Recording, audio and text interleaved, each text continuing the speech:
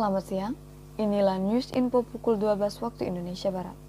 Bersama saya Rina, yang akan memberikan berita-berita terbaru dan teraktual 29 November 2020. Pemirsa, saat ini ada lebih dari 200 jenis vaksin COVID-19 yang sedang dikembangkan di seluruh dunia. Setiap negara berlomba untuk menciptakan vaksin sendiri. Namun, proses untuk mencapai persetujuan WHO dan menciptakan vaksin yang aman tidaklah gampang dan memakan waktu yang cukup panjang. Vaksin harus melewati beberapa percobaan uji klinis. Pertama dalam modeling atau studi in silico menggunakan komputer untuk menciptakan simulasi untuk mengevaluasi penelitian.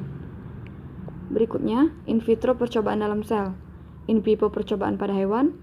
Jika berhasil dan tidak ada efek samping, vaksinasi akan maju ke tahap clinical trial atau percobaan pada manusia. Pada fase pertama, vaksin akan disuntikan ke 100 kandidat. Fase kedua 1000 kandidat. Fase ketiga 10.000 kandidat atau lebih. Jika lolos, vaksin akan diteruskan ke Badan Pengawas Obat dan Makanan atau Badan POM untuk mendapatkan sertifikat izin edar.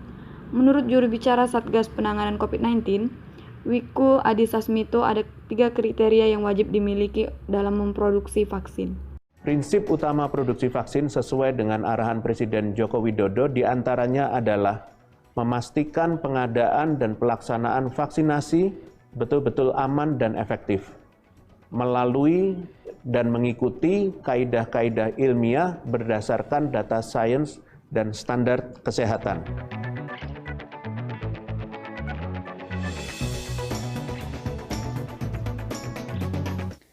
Di dunia kini ada 12 vaksin yang sudah memasuki uji klinis fase 3, seperti vaksin Moderna, Pfizer, CanSino, Sputnik V, Johnson & Johnson, AstraZeneca, Novavax, Medicago, Sinopharm, Sinovac, Covaxin, dan Bacillus Calmette-Guerin. Dan terdapat 6 vaksin yang sudah disetujui untuk penggunaan terbatas di masing-masing negara, seperti vaksin Evivac Corona, Sputnik V yang sudah digunakan di Rusia dan Uni Emirat Arab, vaksin Sinovac, dan CanSino di Tiongkok. Dari beberapa kandidat vaksin di dunia, Indonesia telah memilih 3 vaksin yang akan diproduksi di Indonesia, yaitu Sinovac, Sinopharm, dan CanSino. Masing-masing vaksin bekerja dengan metode berbeda. Sinovac dan Sinopharm menggunakan metode inactivated vaksin, dan CanSino menggunakan metode rekayasa genetika. Presiden Republik Indonesia, Joko Widodo, menargetkan akhir Desember pemerintah sudah dapat melakukan vaksinasi vaksin Sinovac dengan aman dan telah lulus uji klinis. Presiden Republik Indonesia Joko Widodo menargetkan akhir Desember pemerintah sudah dapat melakukan vaksinasi vaksin Sinovac dengan aman dan telah lulus uji klinis. Namun, menurut epidemiolog Universitas Erlangga, Windu Purnomo, target vaksinasi di bulan Desember sangatlah tergesa-gesa. Pemerintah harus di dalam tujuannya memberikan vaksinasi, ya, itu harus nomor 1 adalah tujuannya adalah untuk melindungi warga masyarakat, ya, melindungi dari tertular tertular COVID-19 dan sekaligus tentu melindungi supaya mereka tidak meninggal karena COVID-19 kan, nah, ya tak? Dan jadi kalau kita berhasil mendapatkan vaksin yang baik, efikasi dan safety-nya bagus, berarti melindungi dua-duanya itu, ya, tidak tertular dan selamat. Nah, gitu ya. Jangan tidak tertular tapi nanti justru meninggalnya karena vaksin, misalnya ya, atau cacat karena vaksin, nggak boleh. Nah, makanya tunggu dulu. Indonesia tidak kalah bersaing dalam mengembangkan vaksin buatan sendiri, yaitu vaksin merah putih yang kini sedang dikembangkan dalam laboratorium Eijkman dan Bio Farma. Vaksin merah putih sekarang berada di fase in vivo atau percobaan pada hewan, yang ditargetkan rampung pada pertengahan 2021. Dari Jakarta, Tim Liputan News Info melaporkan. Pemirsa, Guru Besar Universitas Indonesia Hasbullah Tabrani mengatakan bahwa vaksinasi lebih efektif cegah penularan COVID-19. Hal ini disampaikan oleh Guru Besar Universitas Indonesia Hasbullah Tabrani dalam diskusi yang diselenggarakan Komite Penanganan COVID-19 dan Pemulihan Ekonomi Nasional Kamis siang. Hasbullah mengatakan bahwa vaksinasi yang berkisar antara 200 hingga 500 ribu rupiah jauh lebih murah daripada biaya yang harus dikeluarkan untuk pengobatan yang mencapai ratusan juta. Kita bayar vaksin katakanlah belum keluar nilainya, tapi ini misalnya saja kita bayar sendiri. Kalau yang mampu seperti Mbak Ica ini kan bisa bayar sendiri 200.000 katakanlah suntik, tapi kan setelah itu 90% kalau yang kita dengar di berita efektivitasnya 90% kita aman. Jadi tidak kena apa-apa. Ada peluangnya namanya 10% mungkin masih kena sakit. Jadi kalau kita sudah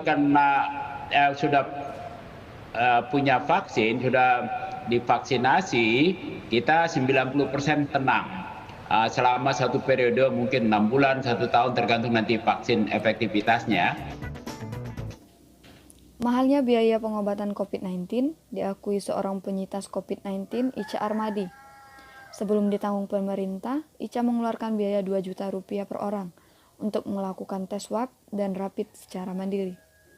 Tapi saya yakin kalau untuk Papa yang dirawat di rumah sakit kayaknya 100 jutaan kayaknya Mas. 100 juta. Soalnya setiap hari dapat bantuan oksigen tuh bisa sampai berapa tabung sendiri kan. Belum kan obat-obatan sekali, sebagainya. begitu ya. Mahal Kalau sekali. sampai, Kalau sampai biaya sendiri. Kayaknya mahal sekali. Menurut Hasbullah, pemerintah bisa meminimalisir defisit biaya kesehatan sampai 500 triliun rupiah. Apabila masyarakat disiplin mengikuti protokol kesehatan, ditambah menjalani vaksinasi jika sudah tersedia nantinya. Tim Liputan News Info melaporkan. Wali Kota Bogor Bima Arya meminta klarifikasi kepada Habib Rizik Syihab karena menolak melakukan tes swab ulang oleh tim Dinas Kesehatan Kota Bogor. Tes swab ulang ini diperlukan karena sebelumnya menurut Bima Arya, tim dokter dan laboratorium Mercy yang melakukan swab tes kepada Habib Rizik Syihab tidak resmi terdaftar dan tidak ada koordinasi antara Rumah Sakit Umi dengan Pemkot Bogor. Tim Satgas COVID-19 Kota Bogor yang dipimpin Wali Kota Bogor Bima Arya pada Jumat malam mendatangi Rumah Sakit Umi tempat Habib Rizik Syihab dirawat. Kedatangannya untuk meminta penjelasan dari Habib Rizik Syihab tentang penolakan tes PCR oleh Dinas Kesehatan Kota Bogor. Usai berdialog dengan Habib Rizik Syihab dan keluarga, Wali Kota Bogor didampingi Kapolres dan Dandim Bogor akhirnya berhasil memberikan penjelasan kepada mereka agar kooperatif dengan pemerintah. Penanganan COVID-19 Kota Bogor saat ini tengah memeriksa dan mengkonfirmasi tentang tes swab yang dilakukan tim dokter dan juga laboratorium Mercy.